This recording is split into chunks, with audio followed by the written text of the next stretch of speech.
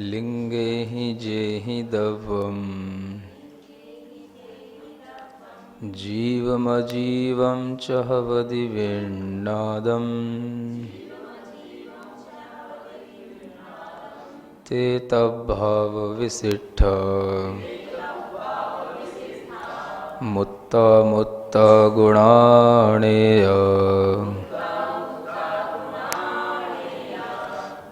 पढ़े एक बार। लिंगे हि जेहि दवम् जीवमजीवं च हवदिवेन्नादम् विशिष्ट मुत्ता मुत्ता गुणाणेय। यह ज्ञेय तत्व अधिकार के माध्यम से 140 नंबर की ये गाथा है। आचार्य प्रभाचंद्र जी की टीका के अनुसार और आचार्य अमृतचंद जी की टीका के अनुसार यह 10 गाथाएं पीछे चल रही होगी। माने उस जो सामान्य से प्रवचन सार जो मंदिरों में उपलब्ध रहते हैं उनमें 130 नंबर की ये गाथा होगी।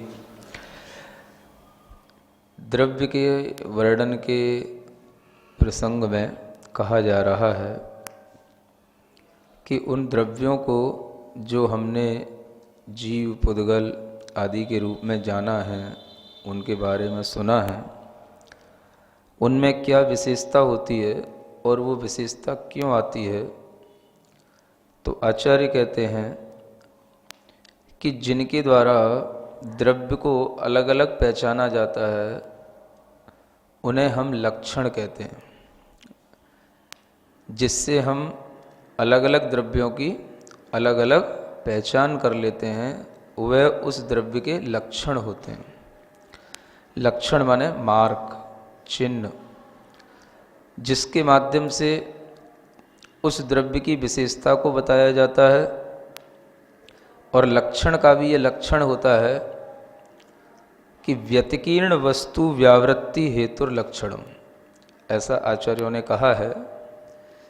जो मिली हुई वस्तुएं हैं उनमें से अगर हम किसी एक वस्तु को अलग करते हैं तो वह उसके हम लक्षण के माध्यम से ही अलग कर सकते हैं।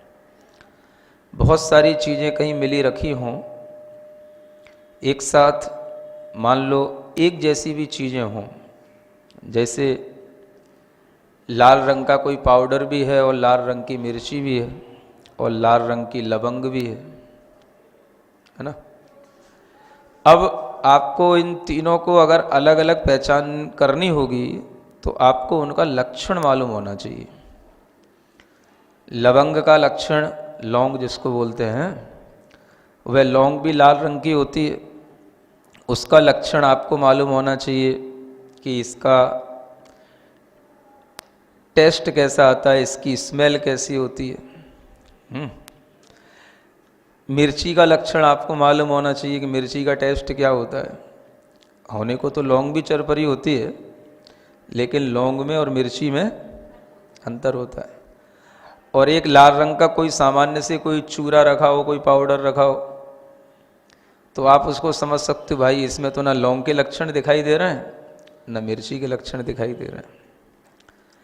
तो आखिर हम कभी ना कभी किसी भी चीज़ की पहचान करते हैं तो किससे करते हैं? लक्षण से। ये बात अलग है कि हम अभ्यस्त रहते हैं तो जो अपने दिमाग में आता है वो हम करते चले जाते हैं। अपने पुराने ज्ञान के संस्कार के कारण से, अपने अभ्यास के कारण से हम वैसा सहजता में करते चले जाते हैं, लेकिन होता सब इसी तरीके से है। उसका लक्षण यही है जो आप कर रहे होते हैं। तो जब कोई बहुत सारी चीज़ें मिली हुई हों और उनमें से किसी एक चीज़ को हमें समझना हो या सबको पृथक पृथक समझना हो तो किस तरीके से समझेंगे? तो आचार्य कहते हैं अगर हम उन सब का लक्षण अलग अलग जानेंगे तो हम उन्हें अलग अलग समझ पाएंगे। इसको हम लक्षण कहते हैं। लक्षण का मतलब हो गया उसको समझाने वाला एक अलग कोई हमारे पास मार्क होना चाहिए, अथवा उसकी कोई स्पेशल जो उसकी कैरेक्टरिस्टिक होती है, उसकी कोई प्रॉपर्टीज होती है, वो हमको अगर प्राप्त होती है तो हम उससे उसको अलग कर सकते हैं। जिसे हम उसका गुण भी कह सकते हैं। हर चीज का अपना एक विशेष गुण होगा, तो वो विशेष गुण ही, वही प्रॉपर्टी उसकी एक लक्षण बन जाएगी, वही उसका एक विशेष रूप से पृथक्करण करने का माध्यम बन जाएगा। तो वही आचार्य यहां कह रहे हैं, लिंगे जेहि दब्बम, जिन लिंगों के द्वारा द्रव्य जीवम अजीवम च हवदि विण्णाणम, जीव द्रव्य हैं और अजीव द्रव्य हैं, जिन लिंगों के द्वारा वह जीव को अजीव को हम अलग अलग रूप से जान लेते हैं, तो वो लिंग कौन से हैं? लिंग माने चिन्ह।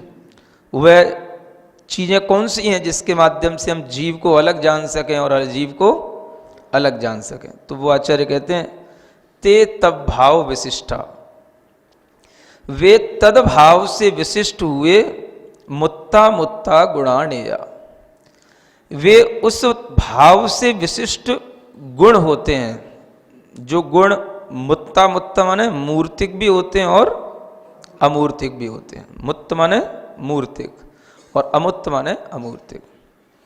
तो आचार्य का यहां पर कहना है कि गुणों के माध्यम से ही हम जीव और अजीव द्रव्यों की पहचान कर लेते हैं, और वह गुण उस द्रव्य का अपना विशेष गुण होगा, क्योंकि सामान्य गुण तो सभी द्रव्यों में पाए जाते हैं। जिस विशेष गुण के द्वारा द्रव्य को हम अलग अलग पृथक्करण कर सकें, वही उसका लक्षण बन जाता है, वही उसका लिंग बन जाता है, वही उसकी पहचान का चिन्ह बन जाता है। तो ये एक अपने आप में प्रैक्टिकली समझ में आने वाली बात है कि जब भी हम भिन्न भिन्न द्रव्यों की पहचान करेंगे तो हमें अलग अलग लक्षणों का ज्ञान होना चाहिए। वे लक्षण गुण के रूप में कहे गए, और गुण क्या होते हैं तो उनकी विशेषता बताई गई। तब भाव विशिष्टा, गुण कैसे होते हैं? तद भाव से विशिष्ट होते हैं। तद भाव माने जो वह द्रव्य है उस द्रव्य से ही अपना बहुत अंतरंग से एकत्व संबंध बना करके रखते हैं, माने अभिन्न रूप से एक मेक होकर के रहते हैं। द्रव्य से गुणों का जो संबंध होता है वो कैसा होता है? अभिन्न रूप होता है। इसी को तदभाव बोला जाता है ना, जिसको कि हम अलग अलग नहीं कर सकें, सेपरेट नहीं कर सकें, डिस्टिंक्शन जिसमें ना हो सके, भेद जिसमें ना हो सके, ऐसे उन गुणों के माध्यम से जो द्रव्य की पहचान की जाती है, वही गुण उस द्रव्य के लिंग होते हैं, और वह गुण मूर्तिक भी होते हैं और अमूर्तिक भी होते हैं। अब देखो, जीव द्रव्य है और अजीव द्रव्य है, दो द्रव्य मुख्य हैं, क्योंकि पहले भी बताया चुका है कि संसार इन्हीं से मिलकर के चल रहा है, बाकी तो सब उदासीन है। बाकी के चार द्रव्य तो उदासीन है, बिल्कुल न्यूट्रल हैं। ये दो द्रव्य ही आपस में क्रिया करके संसार की एक अपनी रचना कर लेते हैं, और इस संसार की रचना को लोग जो है अपने अपने तरीके से मानते हैं कि ब्रह्म ने बनाया, कि किसी ईश्वर ने बनाया, है ना। इसके बारे में भी पिछले प्रवचन में आपको बता चुके हैं। जो दुनिया में अनेक तरह की जीवों की कल्पनाएं हैं, संसार की कल्पनाएं हैं। तो जैन आचार्य क्या कहते हैं, तीर्थंकर सर्वज्ञ भगवान क्या कहते हैं कि दुनिया को तो किसी ने नहीं बनाया, लेकिन जीव और ये पुद्गल माने वह जो अजीव द्रव्य है, वह पुद्गल के साथ जीव द्रव्य का जो सम्मेलन होता है, मिलन होता है, उसी के कारण से पूरा का पूरा संसार बना रहता है। ये संसार और कुछ नहीं है, जीव और पुद्गल का मेल है। अब इस मेल को हम अनादिकाल से इसके साथ में चले आ रहे हैं। कहा गया था आदा कम मलिमसो, है ना। ये सूत्र वाक्य हैं प्रवचन सार के कुछ अच्छे जो याद रखना चाहिए। आदा कम मलिमसो, सूक्ति वाक्यों की तरह इन वाक्यों को याद रखना चाहिए। आत्मा कैसा है? कर्म से मलिमस है, मलिन है। समझ आ रहा है? जहां हम इस सिद्धांत की ओर पहुंचेंगे, वहीं पर जो है हमारे लिए अपने आप आत्मा का और कर्म का जो मेल होने के कारण से संसार की जो हमारे अंदर व्यवस्था बनी हुई है वो अपने आप सब सामने आ जाती है। अब आत्मा और कर्मों का मेल है तो ये मेल कोई भी नहीं मानता है। ये तो लोग कहते हैं कि हम जैसा कर्म पिछले जन्म में करके आए हैं या हमने अनेक जन्मों में जैसे कर्म किए हैं उन्हीं के फल से हमको ये जन्म मिलता है और पुराने जन्मों के उन कर्मों के संस्कारों का प्रतिफलन है जो हमें आज ये मनुष्य जन्म मिला है। ये दुनिया में हर कोई मानता है। भारतीय दर्शन में चाहे वो ब्रह्मवादी हो, चाहे वो जैन हो, चाहे कोई भी हो, सब मानते इस बात को। तो ये बात हर किसी के मानने में आ रही है कि पिछले जन्म होते हैं और पिछले जन्मों के संस्कार हमारे लिए पड़े रहते हैं और पिछले जन्मों के उन्हीं संस्कारों के प्रतिफल से हमको ये अगला जन्म मिलता है और इस जन्म में भी वो हमारे संस्कार धीरे धीरे प्रकट होते चले जाते हैं और उनके अनुसार हमारा जीवन आगे बढ़ता चला जाता है। मुख्य बात यहाँ पर हमेशा ध्यान रखने की ये है, शरीर को शरीर हर कोई मानता है। समझ आ रहा है? आज भारतीय दर्शन में मुख्य दर्शन जो हैं वो एक तो ब्रह्मवादियों के साथ जुड़े हुए हैं और एक जैन दर्शन है, वो सबसे अपना एक अलग अस्तित्व इसी कारण से रखता है कि जैन दर्शन के सिद्धांत बहुत गहरे हैं और बहुत सटीक हैं और उन गहरे सिद्धांतों को यदि हम एक बार समझ लेते हैं तो हमारे अंदर का जो भीतर मिथ्यात्व है, जिसे हम अग्रहित मिथ्यात्व कहते हैं, वो टूट पाता है। तो शरीर को शरीर हर कोई कहता है, मन को मन हर कोई मान रहा है। यहाँ तक कोई विवाद नहीं है, कोई अंतर नहीं है, चाहे जैन दर्शन हो चाहे हिंदू दर्शन, कुछ भी हो। समझ आ रहा ना? भारतीय दर्शन में हर कोई ये मानता है शरीर शरीर है, मन मन है। अब इसके आगे की जो कहानी है वहां जाकर के थोड़ा अलग अलग अभिप्राय, अलग अलग मतभेद हो जाते हैं। इसके आगे भी जब आत्मा की बात आती है तो बहुत से दर्शन तो यहीं पे समाप्त हो जाते हैं, मन के आगे उनकी यात्रा नहीं होती। लेकिन जो ब्रह्मवादी हैं, जिसे हम हिंदू दर्शन कहते हैं, वह मन के परे भी आत्मा को मानते हैं, आत्मा को मानते हैं। लेकिन वो आत्मा को मानना उनका किस रूप में होता है, इसमें अंतर आ जाता है। हम भी कहेंगे आत्मा है मन के परे और आत्मा के अंदर संस्कार हैं, ये हम भी कह रहे हैं, वो भी कह रहे हैं। देखो पूरी थ्योरी एक चलती है अध्यात्म की दृष्टि से देखा जाए तो। और सबसे बड़ा जो अंतर पड़ता है वो ये पड़ता है कि वो कहते हैं कि जो आत्मा है वो हमारी शुद्ध रहती है, शुद्ध चेतना होती है। समझ आ रहा है?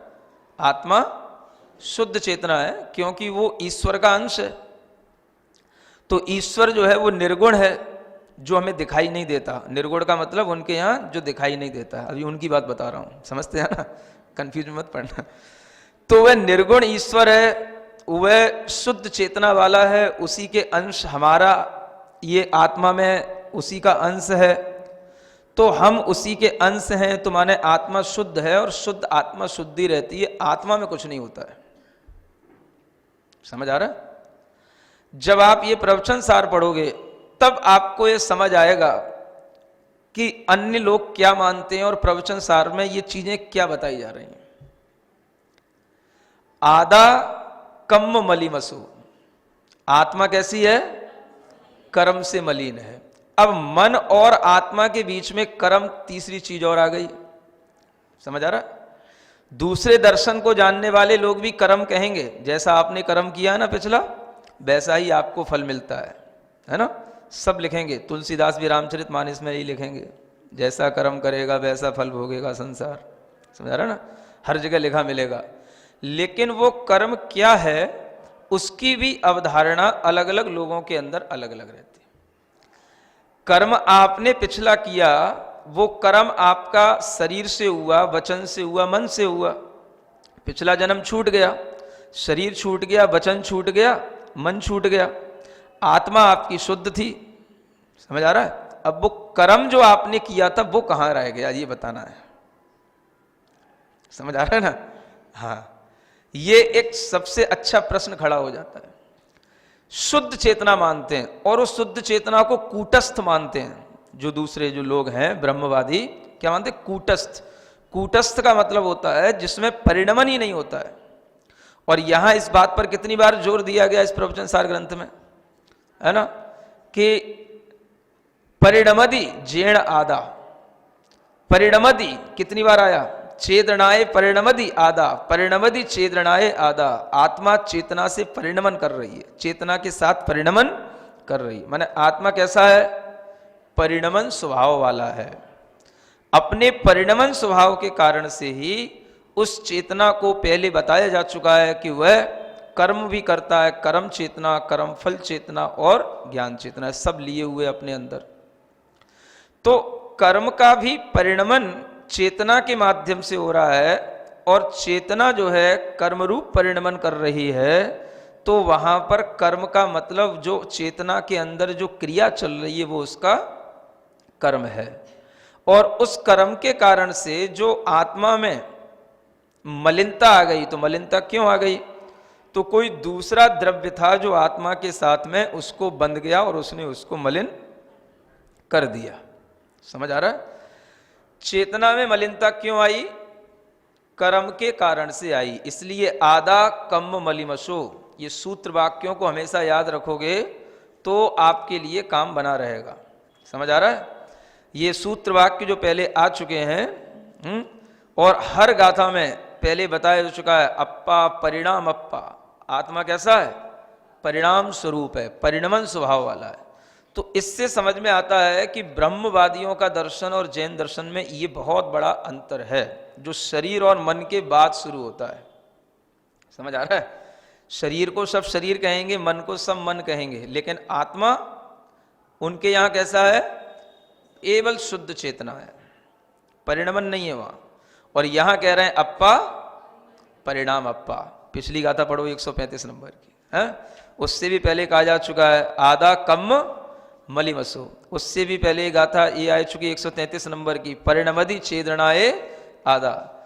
131 नंबर की गाथा में आदा कम मलिमसो, परिणमदि लभदि कम संयुक्तम।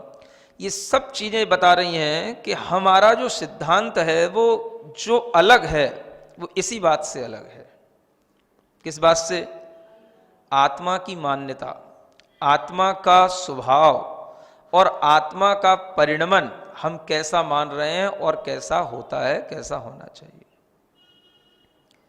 आत्मा जब किसी दूसरे द्रव्य से मलिन हो गई तो वह शुद्ध नहीं रही, वो कैसी हो गई, अशुद्ध हो गई। तो जैन आचार्य भगवान तीर्थंकर आत्मा को कैसा बताए हैं कि आत्मा अशुद्ध भी है, और आत्मा जितने अंशों में शुद्ध है, अंश से मतलब जितना उसका ज्ञान दर्शन स्वभाव प्रकट हुआ है, जितना वो अपने आप के ज्ञान दर्शन स्वभाव को जान रहा है, उतना वह उस आत्मा का शुद्ध भाव समझ लो, वो उसकी शुद्धता है। अशुद्ध होते हुए भी आत्मा कभी इतनी अशुद्ध नहीं हो सकती कि वो पूरी की पूरी अशुद्ध हो जाए। समझ आ रहा है? मतलब कि आत्मा को आत्मापन ही महसूस ना हो, चेतना चेतना ही ना रहे, वो कर्म ही कर्म बन जाए, पूरा ढक जाए उसका ज्ञान दर्शन, ऐसा कभी नहीं होता।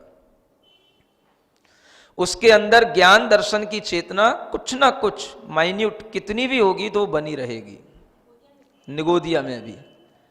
यही तो समझने की चीज है कि वह निगोदिया जीव भी अपनी उस ज्ञान दर्शन चेतना के साथ ही जी रहा होता है। कोई भी एक इंद्रिय जीव हो, चाहे वो पृथ्वी कायक हो, जल कायक हो, अग्नि कायक हो, उसमें भी ये ज्ञान दर्शन की चेतना उसके अंदर पड़ी हुई है। लेकिन कर्म का भार बहुत ज्यादा है, क्योंकि जैसे प्रकाश है, बल्ब का प्रकाश हो रहा हो और उसके ऊपर आप कोई ना कोई उसके ऊपर आवरण डाल दो, है ना। जिस बल्ब को जिस कवर के अंदर रख करके लाए थे आपने, वैसा का वैसा ही उसको होल्डर में फिट कर दिया, तो क्या होगा, उसकी लाइट कम हो जाएगी, पूरी नहीं आएगी। समझ आ रहा है? अगर आप उसको और कम करना चाहो, उसके सामने जो थोड़ा बहुत और प्रकाश आने का छिद्र है वो भी बंद कर दो, और कम हो गई, लेकिन लाइट मरी नहीं, बुझी नहीं, है ना। ऐसी ही स्थिति कर्मों के माध्यम से चेतना के साथ होती है। कभी भी चाहे निगोद जीव हो, चाहे कोई भी दो इंद्री एक इंद्री कोई भी जीव हो, उसकी चेतना का विकास होने का मतलब यह है उसके अंदर की लाइट जो ज्ञान दर्शन की है वो धीरे धीरे धीरे धीरे कितनी बढ़ रही है। एक इंद्री में बिल्कुल डिम है लेकिन फ्यूज नहीं है बल्ब, समझ आ रहा है, जल रहा है लेकिन वह बहुत ही डिम है, ना के बराबर जिसको हम कह सकते हैं निग्लेजिबल जब कोई चीज हो जाती है। लेकिन वह समाप्त नहीं है, लेकिन समाप्त प्रायः है, मतलब उसके आगे अब कुछ समाप्ति का और कोई साधन नहीं, बस वो लास्ट है उसकी स्टेज, निगोद जीव का ज्ञान दर्शन चेतना। फिर जैसे ही विकास होता है इंद्रियों का, दो इंद्रिय आ जाती हैं, उसकी चेतना में ज्ञान दर्शन शक्ति और बढ़ जाती है, तीन इंद्रिय में और बढ़ जाती है, चार इंद्रिय में और बढ़ जाती है।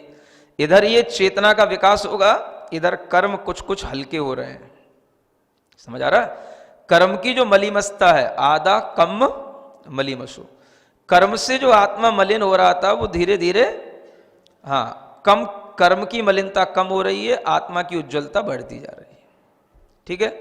और ये विकास होते होते पांच इंद्री तक आ जाता है। लेकिन ऐसा नहीं समझना कि आत्मा के सब कर्म धुल गए पांच इंद्री बन गए तो ये तो केवल इतना विकास हुआ कि अब आप समझ सकते हो कि ऐसी हमारी आत्मा थी, ऐसे हमारे कर्मों ने हमें उन पर्यायों में एक इंद्रियों में डाल रखा था और वहां पर हमारी चेतना ऐसी सुप्त थी कि उसके कारण से हमें पता ही नहीं था कि हम कहां पड़े हैं। बेहोश अवस्था में जैसे पड़ा पड़ा कितना ही टाइम कोई निकाल दे उसे पता नहीं रहता, ऐसी हमारी चेतना ऐसी सुसुप्त अवस्था में वहां पड़ी थी कि हमें कुछ भी पता नहीं है, समझ आ रहा है। लेकिन अगर आप ये जानने की कोशिश करें कि वहां पर भी चेतना को अपना सुख और दुख का आभास होता है कि नहीं होता है, क्या समझ आ रहा है। क्योंकि अनेक जो कर्म हैं उनके कारण से जो आत्मा में मलिनता है, तो उन कर्मों में दुख देने वाले भी कर्म हैं, असाता वेदनी कर्म हैं, साता वेदनी कर्म भी हैं, ज्ञानावरणादि कर्म भी हैं। इन कर्मों से आत्मा मलिन है, तो आत्मा और कर्मों का ये जो गठबंधन है ये आत्मा को हर तरीके से उसका फल देता रहता है।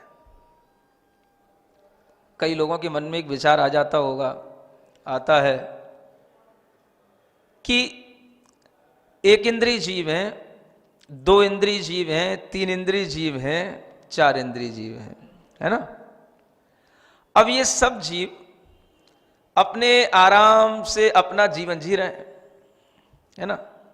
मरना तो सबको होता है, वो भी मर गए तो क्या हो गया, ठीक है।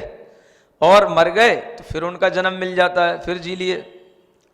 तो जैसा दुख अपने को होता है वैसा दुख उनको नहीं होता, ऐसा कुछ लोगों की समझ में आता है। समझ आ रहा है कैसे आता है कि क्या फर्क पड़ रहा है, शरीर मिला, जी लिए, जितनी आयु थी आयु पूर्ण हो गई, मर गए, तो अपने को कुछ भी ज्ञान है ही नहीं है सुख दुख का, है ना। एक कहो कि जैसे मान लो निगोदिया जीव है, जिसको शास्त्रों में कहा है कि उसकी आयु श्वास के 18वें भाग होती है। अब वो निगोदिया जीव भी श्वास के 18वें भाग में मर गया, क्या हो गया, जब उसमें इतना कम ज्ञान है तो उसे अनुभव ही नहीं होता है, तो दुख भी उसका कम ही होगा।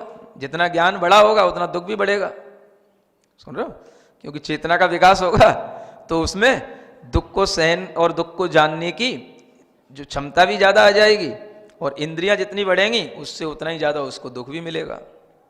तो कई लोगों के मन में ये भी विचार आ सकता है, आता भी होगा, क्या सुन रहे हो, ये तो है ही, आ गया ना। क्या है कि उनमें कुछ भी जो है, मतलब उनकी जिंदगी बड़ी अच्छी है, ऐसा कुछ लोगों को समझ में आता है, कुल मिला के यूं कहना चाहिए, समझ आ रहा है ना। देखो बुद्धि है, आप अपने धर्म के अनुसार कुछ कहो बात अलग है, लेकिन लोग अपने विज्ञान अपने ज्ञान के अनुसार जो सोचते हैं उनको भी आपको हाँ, समझना चाहिए। कुछ लोग ऐसा भी सोचते हैं जब उन्हें ये विज्ञान पढ़ते हैं कि भाई उसमें दिक्कत क्या है, एक इंद्रियों में, दो इंद्रियों में, सबका जीवन अपनी आयु कर्म के अनुसार चल जाता है और अपने खाने पीने जीवन चलाने के लिए उन्हें मिल ही जाता है, और मरना होता है तो मर जाते हैं। जिंदगी चलती रहती है, जरूरत क्या है मोक्ष जाने की? संसार से मुक्ति मिले भगवान, संसार में दुख है, कहाँ दुख है? एक इंद्रियों में तो कितने सुख हैं, क्या समझ आ रहा है? कितने सुख हैं, न घर बनाना, न परिवार चलाना, न कमाना, न खाने की ज़्यादा भूख लगना, समझ आ रहा है? और किसी भी प्रकार का डर नहीं होना कि हमारा कोई कुछ लूट जाएगा, कि कुछ चला जाएगा। तो जितने दुख हमने बना रखे पंचेंद्रियों ने, ये सब तो उनके पास है ही नहीं। नहीं समझ आ रहा है?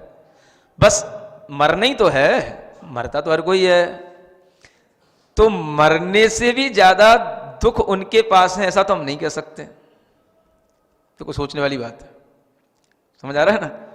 अपने दुख कितने ज्यादा हैं, पत्नी है, बेटे हैं, परिवार है, ग्राहक हैं, समाज है, सब जितने लोग हैं उतने ही दुख समझो।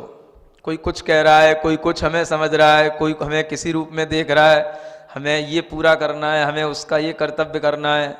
कहीं ना कहीं में इतने फंसे हुए हैं कि अपने दुख तो बहुत ज्यादा हैं, और एक इंद्रियों में क्या सुन रहे हो, कोई दुख नहीं है। फिर संसार से मुक्त होने की मतलब ही कि कोई बात समझ में नहीं आती है। समझ आ रहा है? ये भी लोगों के विचार में आ जाता है। अब ये बात तो सही है कि जितने बाहर के दुख हैं, मन के दुख हैं, जितने पांच इंद्रियों के दुख हैं, वे दुख तो चलो हमने छोड़ लिए, उनसे तो हम बच गए क्योंकि वो उनके पास नहीं है। लेकिन सबसे बड़ा दुख क्या होता है जीव का, ये सोचने की बात है। समझ आ रहा है? जीव को अपना कोई शरीर मिला और उस शरीर से उसका अपना ममत्व भाव, राग भाव उसके साथ जुड़ा हुआ है, अपनापन उसी के साथ जुड़ा हुआ है। अब जब भी उसका मरण होता है तो मरने का जो दुख होता है वह दुख उसके लिए सबसे बड़ा दुख होता है, क्योंकि वो मरना चाहता नहीं है, चाहे वो एक इंद्रिय हो चाहे दो इंद्रिय हो। मरना कोई नहीं चाहता, और मरने का ही दुख सबसे बड़ा दुख होता है। आपको जीवन में कितना ही कोई दुख देता रहे, लेकिन जिस समय आपके प्राण निकलते हैं, आपका शरीर छूटता है, वो सबसे बड़ा दुख उस समय होता है। होता है कि नहीं होता? जब आदमी मरणासन्न होता है तो सब बाहर की चीजें सब भूल जाता, भैया अब तो मैं इस रोग से ग्रस्त हूं, मर रहा हूं, इस पे ध्यान दूंगा। कुछ भी ध्यान नहीं रहता उसका। फिर किस पे ध्यान रहता है? मुझे कैंसर हो गया, मुझे ट्यूमर हो गया, मेरी सांसें उल्टी चलने लगी, मेरा है ना हार्ट फेल हो गया। उसको जितना उसके नॉलेज में रहेगा बस उतना अब अपने शरीर तक ही रह जाएगा। समझ आ रहा? जिस समय वो आईसीयू में भर्ती हो, मम्मी आई, पापा आए, भैया आया है, तो बस इतना ही, हाँ मम्मी, यहाँ पापा, भैया, अगर उसको होश रहा तो। समझ आ रहा है? लेकिन जो और चिंताएं थी कि हमारी पढ़ाई थी, कि मैं इंजीनियर बनना था, कि मुझे सीए करना था, है, वो सब अब दिमाग में रहेगा? है कि मेरा उससे लेना था, उससे देना था, कि जो है मेरा अभी वहाँ पेमेंट बाकी है, कि मेरा अभी उससे जो है ग्राहकी उससे बना के रखी थी, अभी उससे हमने कुछ एग्रीमेंट कर रखा था, वो अभी बाकी है। ये सब चीजें वहाँ कुछ भी ध्यान में नहीं आती। क्या रह गया? क्या रह गया? बस अब मैं कितना रह गया? बस अब ये गया तो माने सब गया। ये बचेगा, ये जिएगा, इसमें जान आएगी तो फिर दुनिया दिखेगी, फिर देखेगा बाहर, हाँ अब तुम भी, हाँ मम्मी, हाँ पापा, अब सब दिखेगा उसको। समझ आ रहा है ना? और जब उसके अंदर ये लग गया कि अब मैं मरने वाला हूं, तो अब उसको जो है अपने शरीर के अलावा कुछ भी नहीं होगा। माता पिता से भी मोह नहीं होगा उसको। क्या सुन रहे हो? जो मरने वाला होगा वह अब माँ बाप के लिए कुछ नहीं, वो तो अपने लिए सोच रहा है कि अब मेरा क्या हो रहा है, मेरी सांसें कैसी चल रही हैं, मुझे क्या फीलिंग हो रही है, मैं क्या कर रहा हूं, मैं अब पढ़ा भी हूं कि नहीं हूं, ये रह जाता है इतना। समझ आ रहा है? अब उस समय पर उसके लिए सबसे बड़ा दुख क्या है? भले ही शरीर पूरा सड़ गया हो, पूरे शरीर में जहर फैल गया हो, पूरे शरीर में कैंसर हो गया हो, होता ही है, समझ आ रहा? लेकिन फिर भी वह उस शरीर को छोड़ना नहीं चाहता। समझ आ रहा? मरना नहीं चाहता माने उस शरीर को छोड़ना नहीं चाहता। यही उसके लिए सबसे बड़ा दुख होता है। जन्म के समय पर भी दुख होता है और मरण के समय पर भी दुख होता है। तो मरने का दुख क्यों हुआ? कि जैसे ही वो अपना जीवन की आयु पूर्ण की, उसका उस शरीर से संबंध छूटा, उसे ये तो नहीं मालूम कि मुझे दूसरा शरीर मिलेगा। वो तो यही जान रहा था मैं तो यही था, यही हूं, ये छूट गया, ये चला गया, माने सब चला गया, तो वह उसको छोड़ना नहीं चाहता। यही कारण होता है कि मरण का दुख सबसे बड़ा दुख होता है। समझ आ रहा है? बाहर का सब दुख तो छूट गया, अब कौन सा दुख रह गया? केवल शरीर का दुख, या यूं कहो मरने का दुख। मरना नहीं चाहता। एक इंद्रिय जीव में, अब आप समझो, ज्ञान कम है, दुख कम है, लेकिन जितना भी दुख है वो किसका है? किसका है? शरीर का, मरने का। इधर हम एक श्वास लेते हैं, उस श्वास का 18वां भाग में तो उसका मरण हो जाता है और जन्म लेकर के फिर 18वें भाग में ही उतनी सी आयु रहती है। माने एक श्वास के 18 हिस्से किए जाएं तो 18वां हिस्सा जो है बस उसका जन्म। तो मतलब वो कितना कर रहा है? अपना ज्ञान है, दर्शन है, वो तो कुछ समझ में आ ही नहीं सकता उसको। बस मरना, जीना, जीना, मरना, फिर मरा, फिर जिया, फिर जिया, फिर मरा। जितनी देर में बोल रहा हूं समझ लो वो जी रहा है, मर रहा है, जी रहा है, मर रहा है, जी रहा है, मर रहा है। समझ आ रहा है? अब आप विचार करो अपने पंचेंद्रिय मन के साथ में कि उसका ये दुख क्या है और उसकी ये चेतना का स्वरूप क्या है। लाइट है फुल लेकिन पूरी गई ढक, हा? और फिर उसके बाद में उसको जितना भी सेंसेशन है तो वह भी उसकी इंद्री के साथ में वह तुरंत जन्म ले रहा है, मर रहा है, जन्म ले रहा है, मर रहा है, जन्म ले रहा है, मर रहा है। एक इंद्रिय जीव का दुख कम तो है पंचेंद्रिय जीव की अपेक्षा से। समझ आ रहा है? अगर हम नारकी के दुख की तुलना और एक इंद्रिय जीव के दुख की तुलना करें तो नारकी जीव का दुख ज्यादा होगा, क्योंकि नारकी पंचेंद्रिय होता है। उसकी पांचों इंद्रियों को वहां पर उबाला जा रहा है, अग्नि में, कढ़ाई में काटा जा रहा है, मारा जा रहा है, और वो मन से सहित है, संगी है, उसकी पूरी चेतना जागृत है, और वहां पर जो है वो उसके अंग उपांगों को काटा जाता है, मारा जाता है, तो उसकी वेदना कई गुनी अधिक है, वेदना कई गुनी अधिक है। लेकिन इसकी जो चेतना है वो, इसकी चेतना बिल्कुल शून्य सी पड़ गई है। समझ आ रहा है? अब आप ये समझो, अगर हमारा स्वभाव पूरे जगत को देखने वाला हो, समझ आ रहा है, हेलोजन की लाइट की तरह हमारा स्वभाव हो, और वह बिल्कुल एक पॉइंट भी हमें दिखाई ना दे रहा हो, तो ये हमारा अपने साथ में न्याय है कि अन्याय है? समझ आ रहा? ये हमारे लिए सही सोच है कि गलत सोच है? ये तो फिर ऐसी सोच हो गई कि आप पंचेंद्री से एक इंद्री की तुलना करने की बजाय मैं पंचेंद्री की पंचेंद्री से तुलना करके बताता हूं कि कुछ लोग ऐसे होते हैं, कवियों ने भी कभी हास्य में कहीं जगह लिखा है कि देखो, जो लोग मूर्ख होते हैं, आलसी होते हैं, वे अच्छे होते हैं। समझ आ रहा है? और जो लोग ज्ञानी होते हैं, काम करने वाले होते हैं, वे सुखी नहीं होते हैं, वे दुखी ज्यादा होते हैं। समझ आ रहा है? क्योंकि कवियों ने तो यही देखा है ना, एक इंद्री को कौन देखने जा रहा है, तो ये भी है। अब आप समझ लो, आप किसको सुख मान रहे हो? एक व्यक्ति है बिल्कुल मूर्ख सा पड़ा है, बढ़िया है, पड़ा है घर में, सब लोग उसको समय पे खिला रहे हैं, पिला रहे हैं, पुचकार रहे हैं। समझ आ रहा है? काम उसको कुछ करना नहीं, क्योंकि काम का टाइम आता है तो वो कहता है नहीं मैं कुछ जानता ही नहीं, उसका दिमाग ही बस इतना चलता है खाने पीने में बस चलता है, काम में कोई दिमाग नहीं चलता उसका। समझ आ रहा है?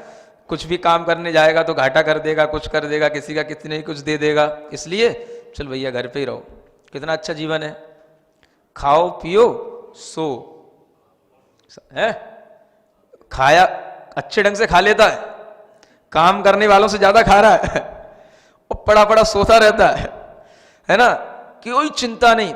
जो घर में कमाने वाला उसको चिंता पड़ी है, क्योंकि उसका दिमाग सही है, सही दिमाग वाले को चिंता पड़ी है कि भाई मुझे इसका भी जीवन चलाना है, अपना भी जीवन चलाना है, तो उसके लिए भी कमा के ला रहा है और वो आराम से पड़ा है। समझ आ रहा है ना? उसको पुण्य वाला कहा जाए, उसको सुख वाला कहा जाए? सोचो तो, क्यों?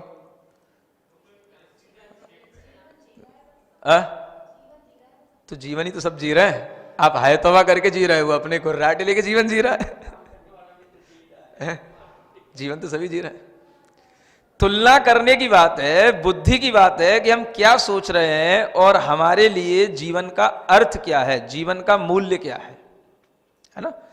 जैसे हमारे अंदर ये विचार आए कि एक इंद्रिय जीवों में, समझ आ रहा है, सुखी सुख है, तो पांच इंद्रिय जीवों में भी ऐसे जीव फिर सुखी ही सुखी हैं, तो इनको आप सुखी क्यों नहीं कहते हो? कवि ने तो कहीं कहीं पर जो है, कहीं पर हास्य के रूप में कल्पना करके भी कहा है कि भाई तुमसे तो अच्छा वो मूर्ख है, तुम तो दिन भर अपनी दुकान पे लगे रहते हो, कमाते रहते हो, चिंताओं में पड़े रहते हो, और फिर भी तुम्हें वो सुख नहीं मिलता, और जिसके लिए तुम कमा रहे हो वो तुम्हें कुछ हो नहीं रहा है, और जिसको कुछ कमाना नहीं है, खा रहा है, पी रहा है, सो रहा है बढ़िया, और कोई काम नहीं कर रहा है, काम के नाम पे मूर्ख है और वैसे खाने पीने के नाम पे तैयार है। क्या समझ आ रहा है? प्रभु भजन को आलसी है, भोजन को तैयार, तुलसी ऐसे नरन को बार बार धिक्कार बोल दिया उनने, बताओ समझो, अगर आपको सुख इस बात का नाम सुख समझना है कि हमें कुछ नहीं करना है, पड़े रहना है, तो कैसी स्थिति में पड़े रहना है? मूर्खता की स्थिति में, अज्ञानता की स्थिति में, कर्मों के भार से दबे होकर के बिल्कुल अपने ज्ञान शून्य स्थिति में, या पड़े रहना है तो दूसरा तरीका भी है, सिद्ध भगवान भी पड़े हैं एक जगह, नहीं समझ आ रहा है? वो भी कुछ नहीं कर रहे हैं, वो भी कुछ नहीं खा पी रहे हैं, उन्हें भी कोई चिंता नहीं है, उन्हें भी कोई दुकान नहीं चलानी, लेकिन वे पूर्ण जागृति, पूर्ण चेतना, पूर्ण अपनी शुद्ध ज्ञान अवस्था के साथ में वहां पर विराजमान है। देख लो, सोच लो, आप लोग बहुत पढ़े लिखे हो, गणित लगाते हो, बिजनेस करते हो, हाँ, एक इंद्री में भी कुछ नहीं करना है, सिद्ध भगवान में भी कुछ नहीं करना है। समझ आ रहा है? लेकिन दोनों में कोई अंतर समझ आ रहा है? और नारकी भी कुछ नहीं कर रहा है, परिवार तो उसका भी कुछ नहीं है। अब आपको कौन सी चीज अच्छी लगेगी? अगर आप मूर्ख को पसंद कर रहे हो तो हो सकता है आपके अगला जीवन मूर्ख वाला मिल जाए। नहीं समझ आ रहा है? क्योंकि ये भी तो एक लॉ ऑफ अट्रैक्शन है ना, जो चीज हम पसंद करते हैं वही चीज हमारे साथ हो जाती है, आ जाती है। समझ आ रहा है?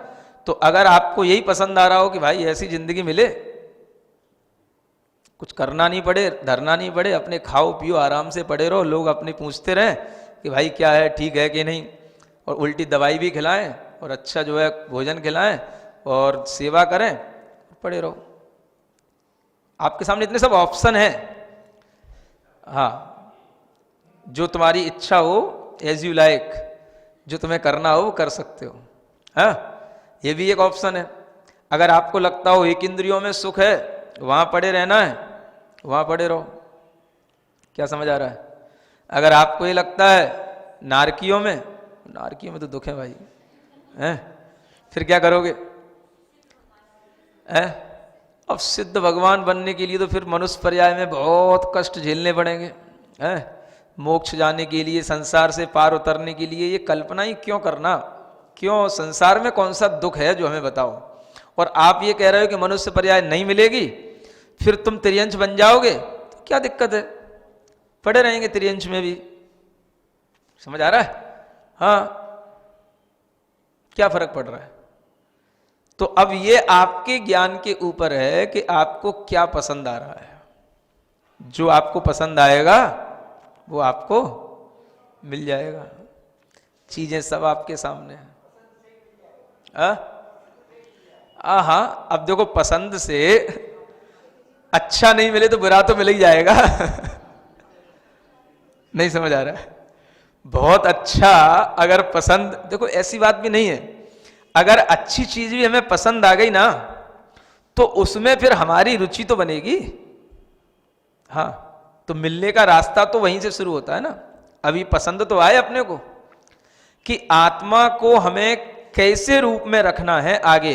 अभी जो प्रेजेंट में है वो तो है सो है, अब आगे उसका क्या भविष्य होना है ये आपके सामने पसंदियों की चीजें डाल रखी। इतनी पसंदियों में से जो आपको पसंद आए, जैसा पसंद आएगा तो वैसा ही आपका विचार भी चलेगा, और जो चीज पसंद आती है तो उसी की फिर आप भावना भी करते हैं, उसी को अपने मन में बार बार इमेजिन भी करते हैं, तो पसंदती काम तो बनेगा। इफ यू लाइक सिद्धार्थ, समझ आ रहा है ना? क्या समझ आ रहा है? हाँ, अगर आपको सिद्ध पसंद आ गए तो क्या करोगे? Always you will prayer that Siddharth, हमेशा उन्हीं की प्रार्थना करोगे। आपके मन में हमेशा वो सिद्ध भगवान ही घूमेंगे। ऐसी शुद्ध चेतना, ऐसी सिद्ध आत्माएं, ऐसा सुख, ऐसा ज्ञान, ऐसा अनंत ज्ञान, दर्शन, शक्ति, सब कुछ तो आपके दिमाग में वो पसंद आ जाएगी, आपकी धारणा का विषय बन जाएगी। आपके ज्ञान में धारणा का विषय बन गई, अगले जन्म में आपके लिए फिर वही स्मृति के रूप में आएगी, आपके लिए फिर काम चलेगा। तो ऐसी बात नहीं है। लाइक्स और डिसलाइक्स ये दोनों आपके हाथ में हैं। जिस चीज को हम लाइक करते हैं हमारा इंटरेस्ट उधर ही जाता है, और जिस चीज में हमारा इंटरेस्ट जाता है हमारे अंदर वैसे ही संस्कार पड़ जाते हैं। वही संस्कार फिर हमें आगे उसी इंटरेस्ट को फिर डेवलप करने के काम में आते हैं। समझ आ रहा है? तो पसंदी से भी काम होता है, और पसंदी भी मन से ही होती है। अब एक इंद्री में तो आप पसंद कर नहीं सकते क्योंकि वहाँ मन होता नहीं है। 2 इंद्री 3 इंद्री में कोई पसंदी चलती नहीं है। अब यही समय है पसंदी का, अब जो आप पसंद कर सको कर लो। समझ आ रहा है? मॉल पे हर तरीके का आइटम है, अब आप देख लो क्या चाहिए आपको। अगर आपको यही सुख का नाम सुख लग रहा है, केवल पड़े रहना है ना, तो आचार्य कहते हैं ये आपका अज्ञान भाव है ना, क्योंकि आप दुख की कल्पना को सुख मान रहे हैं, जहां पर कोई ज्ञान ही नहीं है, कोई चेतना ही नहीं है, और जहां पर जो है केवल हर समय पर जन्म मरण चल रहा है। तो जन्म मरण का दुख ही सबसे बड़ा दुख होता है, क्योंकि आयु मिली नहीं। जब तक शरीर बन नहीं पाया तब तक मिट गया, और फिर दूसरा शरीर फिर बन गया, फिर मिट नहीं पाया, फिर मिट पाया तो फिर दूसरा बन गया। एक श्वास में 8-10 बार जन्म्यो मरियो भरियो दुख भार। पढ़ते हो? ये दुख का भार क्या है? ये जन्म और मरण का ही दुख का भार है। बाकी तो ये दुख जो ले लिए हैं ये तो सब मन मस्तिष्क के विचारों के दुख हैं। समझ आ रहा है? बाकी दुख तो ये सब बाद के हैं। पहला दुख क्या है हमारा? जन्म मरण का दुख। तो जब हमारा जन्म सही ढंग से चलता रहता है, मरण हमें लग रहा है कि भी 20 साल बाद होगा, 40 साल बाद होगा, तब तक हम दूसरे दुख और पाल लेते हैं। भाई अब ये सोचें, वो सोचें, ये विचार करें, वो विचार करें, ये हमारे वो तुम्हारे, ऐसा करते हुए भी और अपने अंदर दुख पाले रखता है। तो उसके अंदर का वह दुख बाद का अपने विचारों से ग्रहण किया हुआ होता है। लेकिन वास्तव में सबसे बड़ा दुख उसके लिए क्या है? हर आत्मा के लिए जन्म और मरण का दुख ही सबसे बड़ा दुख है। ये जैन दर्शन की बात है कि यहाँ पर जब कोई व्यक्ति जैन दर्शन को सीखता है तो उसके बाद में उसके अंदर ये भावना आने लग जाती है कि मैं धर्म क्यों कर रहा हूँ। पूजा भी करने बैठा तो सबसे पहला अर्घ उसके लिए यही मिलेगा, हाँ, जन्म जरा मृत्यु विनाश नाय जलम निर्वपामीति स्वाहा। समझ आ रहा है? तो उसके अंदर ये भावना अगर होगी कि जन्म जरा मृत्यु विनाश ना है, तो जो है उसके लिए समझ में आएगा कि हाँ, ये जो है भगवान के ही इस रास्ते से जन्म जरा मृत्यु का विनाश होता है। तो यही विनाश करना उसके लक्ष्य में जब आ जाएगा, तो फिर उसकी पसंदी में आ जाएगा, तो वह काम उसका आगे होता चला जाएगा। लेकिन ये बात भीतर से पसंदी में आनी चाहिए, है ना। बाहर से क्रिया का नाम धर्म नहीं है। इसलिए एक बहुत अच्छी बात है, धर्म अनुष्ठान से नहीं होता, धर्म अनुराग से होता है। क्या सुन रहे हो? हाँ, धर्म अनुराग से होता है। अनुराग का मतलब जिसके प्रति हमारा लगाव होगा वही धर्म का भाव है। आप भगवान के सामने लाख पूजाएं विधान कर लो, आपको भगवान के सामने उनसे राग ही नहीं है कि जन्म जरा मृत्यु से रहित हैं, और जन्म जरा मृत्यु से रहित होने के लिए हम पूजा कर रहे हैं, तो आपको कभी जो है धर्म का अनुष्ठान कोई अनुष्ठान कहलाएगा ही नहीं। पुण्य मिलेगा, अगला जन्म फिर मनुष्य मिल जाएगा या देव मिल जाएगा, ये सब चलता रहेगा, लेकिन जब तक भीतर से हाँ ये लाइकनेस अपने अंदर भीतर से नहीं आएगी, I like अरिहंताज, I like Siddha, I like my soul, I like pure soul, जब तक ये चीज नहीं आएगी तब तक जो है भीतर से अनुराग के बिना धर्म प्रारंभ नहीं होता। ये अनुराग चाहिए, और जहां अनुराग आ जाता है फिर देखो आदमी, जैसे इस दुनिया में आप देखते हो उसी के ख्वाब में डूबा रहता है, ऐसे ही अगर आपको भगवान के प्रति अनुराग आएगा तो आप उनके ख्वाबों में डूबोगे। हाँ, हर जगह आपको भगवान दिखेंगे, सिद्ध दिखेंगे, अरियंत दिखेंगे, प्रतिमाएं दिखेंगी, हाँ बड़े बड़े नंदीश्वर के बिंब दिखेंगे, सब दिखेंगे आपको। समझ आ रहा है? लुभाने की बातें मत करो, वास्तविकता की बातें करो, है ना। तो ये जो हमारी आत्मा के दर्शन ज्ञान आदि गुण हैं, इनसे आत्मा की पहचान होती है। समझ आ रहा है? और जो कर्म हैं, जो हमारे जिन कर्मों के अंदर कोई चेतना नहीं है, दर्शन ज्ञान गुण नहीं है, उनसे उन कर्मों की पहचान होती है। जो कर्म है वो जीव के लक्षण वाला नहीं है, और जो जीव का लक्षण है उसमें कर्म का लक्षण वाला नहीं। समझ आ रहा है? तो जीव को और अजीव को हम उसके गुणों के माध्यम से ही जानेंगे। तो गुण क्या है आत्मा के? ज्ञान, दर्शन, ये सुख, शक्ति आदि, ये आत्मा के जो गुण हैं, ये गुण हमारी उस आत्मा के अपने कहना चाहिए संपत्ति है। समझ आ रहा? और इसी से आत्मा की पहचान है।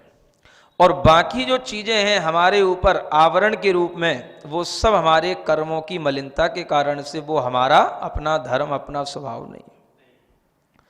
तो पंचेंद्री का ये शरीर, मनुष्य का ये मन सहित जीवन इसीलिए है कि हमने इन पिछले दिनों में, इन पिछले जन्मों में इन रहस्यों को नहीं समझा। और अब हमारे लिए ये वो समय है जब हम आगे भी बढ़ सकते हैं, और कुछ नहीं करेंगे तो पीछे तो गिरना निश्चित है ही। एक ऊंचाई पे पहुंचने के बाद में अब आपको जो है अगर आगे बढ़ने का नहीं है तो फिर आपको पीछे गिरना तो बड़ा सरल है। बस क्या करना है? मूर्खता के भाव में जाना है, हाथ छोड़ दो। जिस ऊंचाई पे पहुंच गए हो, जिस चोटी पे, और वहां पहुंचते पहुंचते हाथों के बल के सारे वहां पहुंचे, और वहां जाके हाथ छोड़ दो, बस अपने आप नीचे आ जाओ। समझ आ रहा है?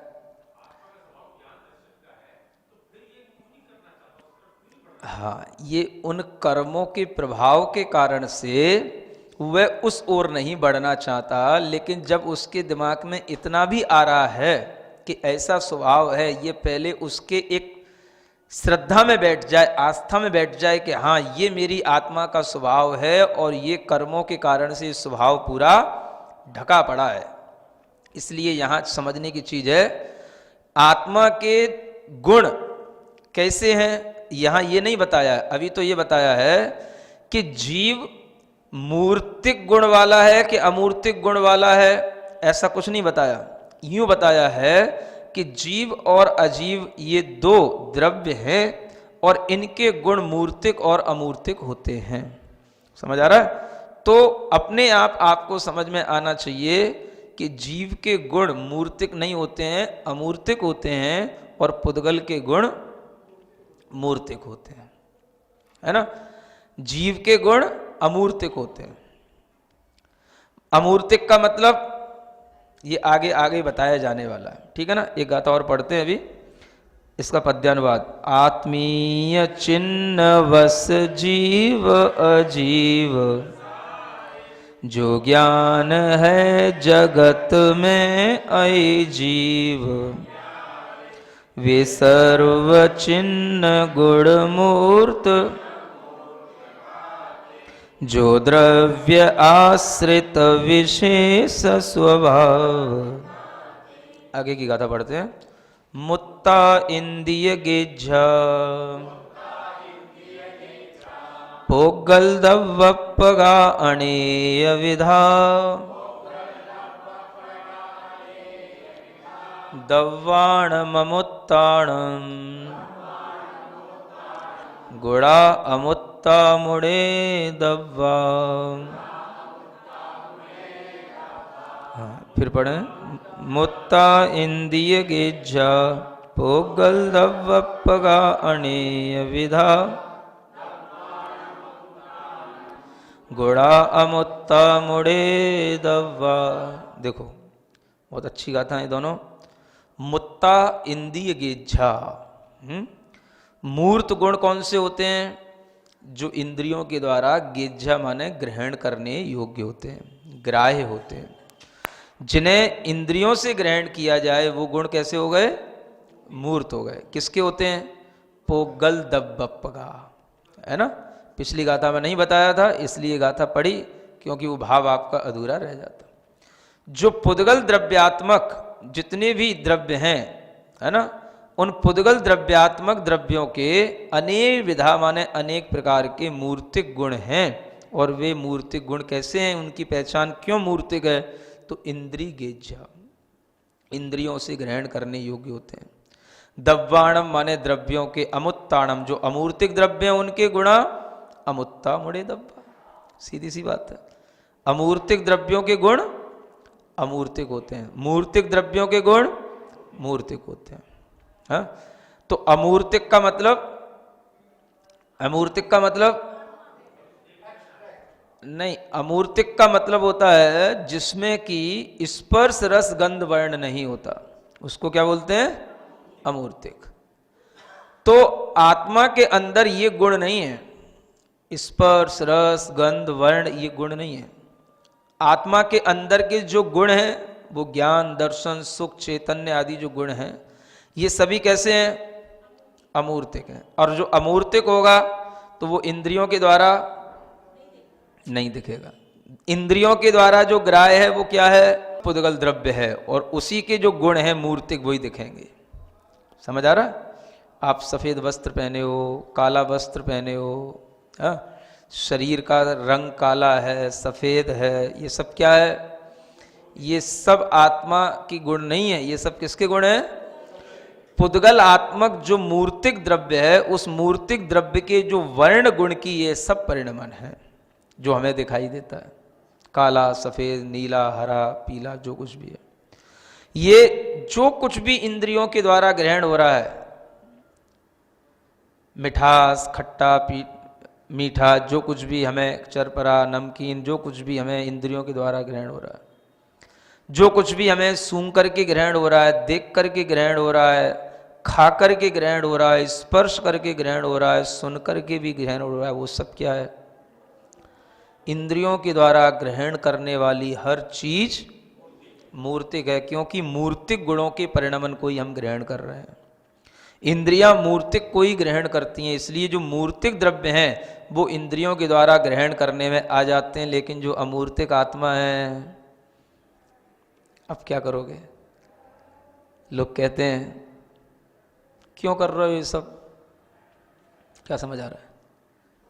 कहाँ विश्वास कर लिया आपने?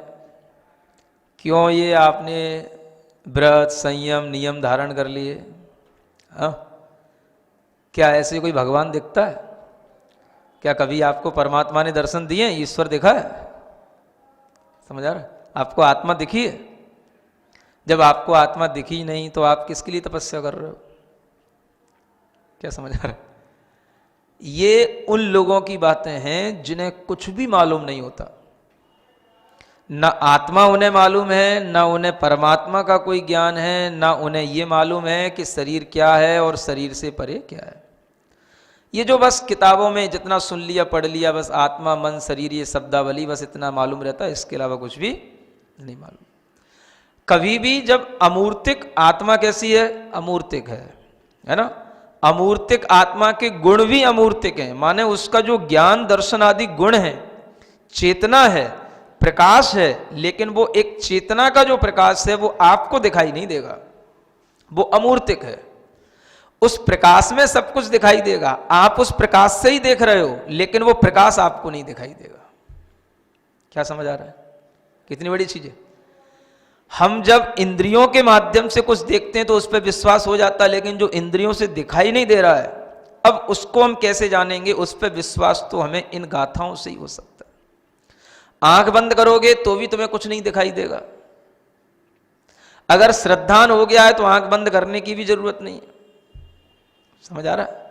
क्योंकि वो विषय हमारी आत्मा की श्रद्धा का है कि आत्मा अमूर्तिक है, उसके ज्ञान दर्शन आदि गुण सब अमूर्तिक हैं, और जो अमूर्तिक है वो हमारे शरीर से ग्रहण करने में नहीं आ सकता, क्योंकि शरीर पुद्गल है, इंद्रियमय है, मूर्तिक है।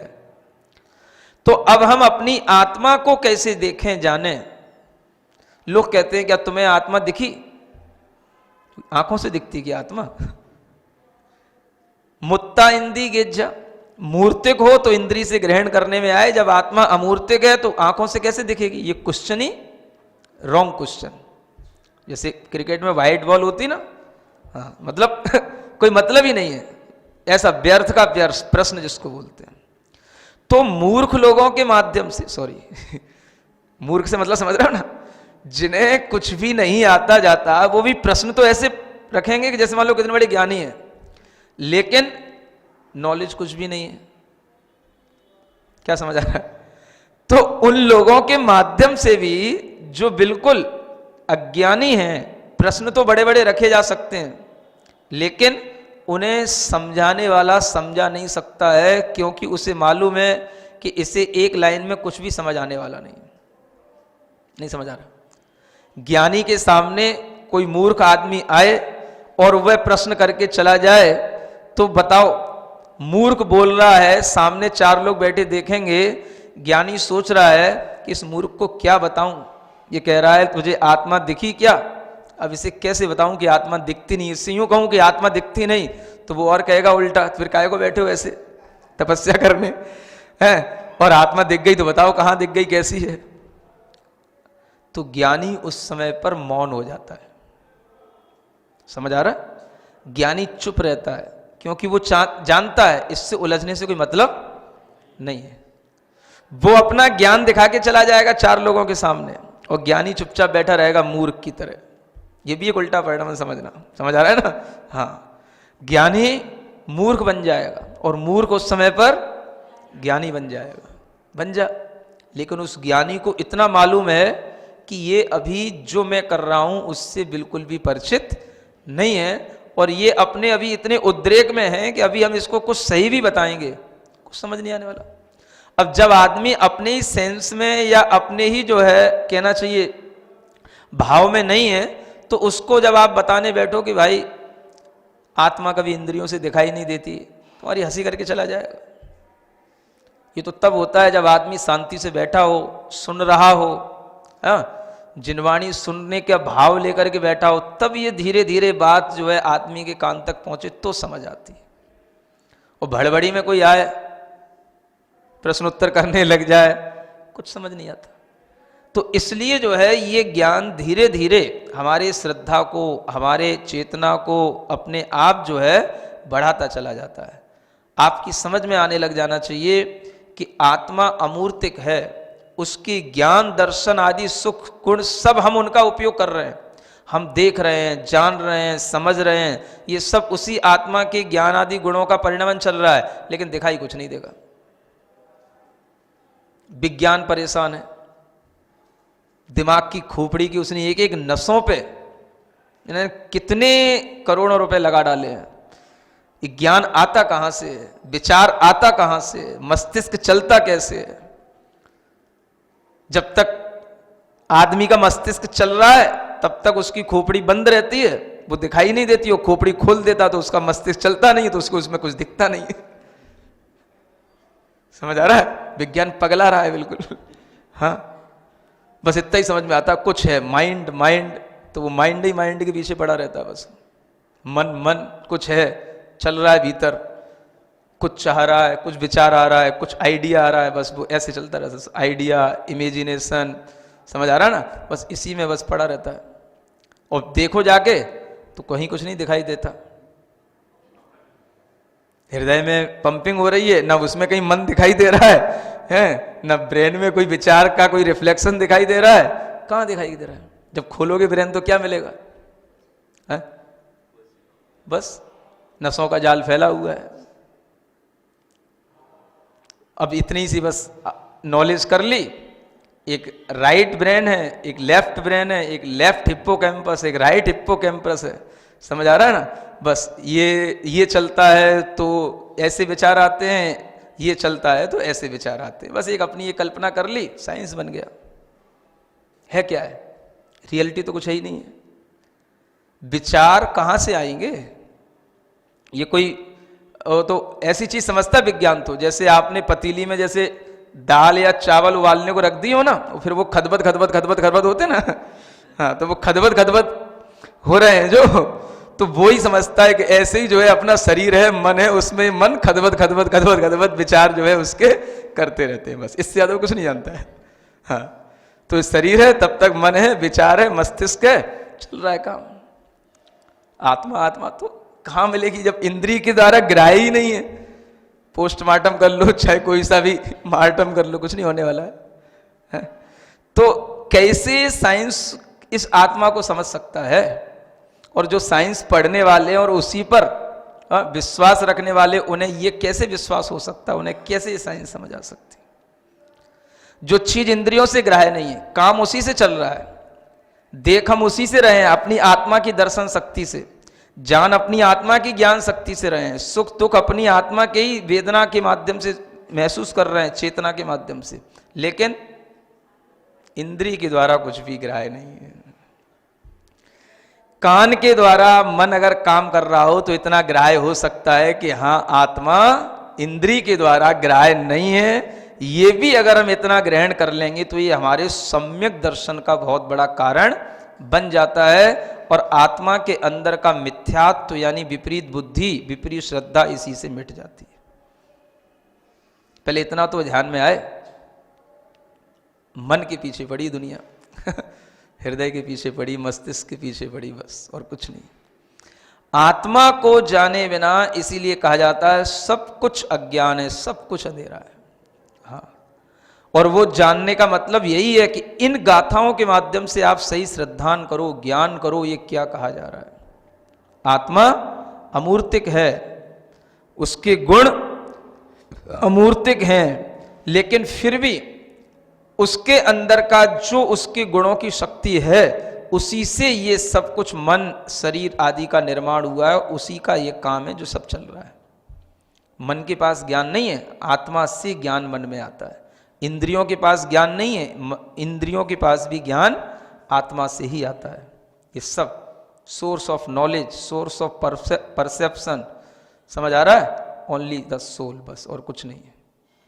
तो ये चीज समझे बिना हमें कभी भी ये नहीं महसूस हो सकता कि हम क्या हैं, हम कौन हैं। ठीक है, इसकी व्याख्याएं और भी अच्छी हैं। ये इंद्रियां पकड़ती गुण मूर्त ताते, होते अनन्य जद पुरगल के, होते अमूर्त गुण द्रव्य अमूर्त, स्वीकारते ना इसको सठ। देखो आचार्य महाराज ने भी लिख ही दिया, सठ धूर्त होते, है ना, बहुत बड़ी बड़ी बातें कहती। चलो ठीक है। अमूर्त स्वभावो हम, अमूर्त स्वभावोऽहम्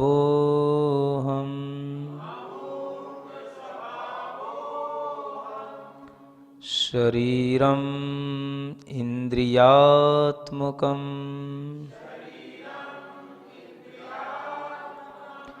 शरीरम् इन्द्रियात्मकम्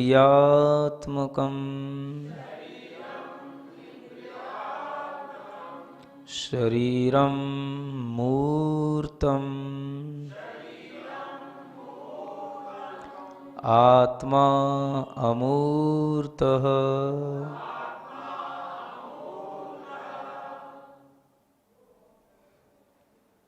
सोऽहम् सोऽहम्